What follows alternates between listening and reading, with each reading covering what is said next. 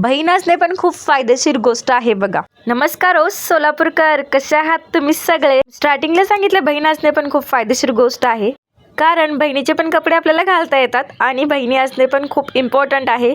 बहिणीसारखं आपल्याला कोणच समजून घेत नाही. नंतर ना मी घरी आले होते ऑफिसवरून. घरी आल्यावर ही मनी तर मला सोडतच नाही.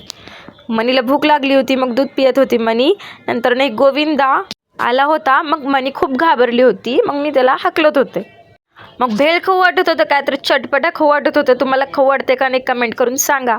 मग भेळ खाल्ले आणि रात्री जेवण पण केले नाही बघा. असं कोण कोण करते सांगा. मग ऑफिसवरून आल्यावर थोडी एडिटिंग वगैरे केली व्लॉग. नंतर वाजले होते 8. मग बघितलं माझे फेवरेट बिग बॉस. तन्वी आणि अनुश्री आवडतात मला बिग बॉसमध्ये. आणि तुम्हाला कोण आवडते कमेंटमध्ये सांगा फेवरेट कंटेस्टंट. आणि थँक्यू सो मच, तुम्ही प्रतानमच्या व्लॉगला 10K व्ह्यूज दिलात आणि असंच प्रेम राहू द्या. तर व्लॉग आवडले असेल तर लाईक करा, फॉलो करा. Bye bye Solapurkar.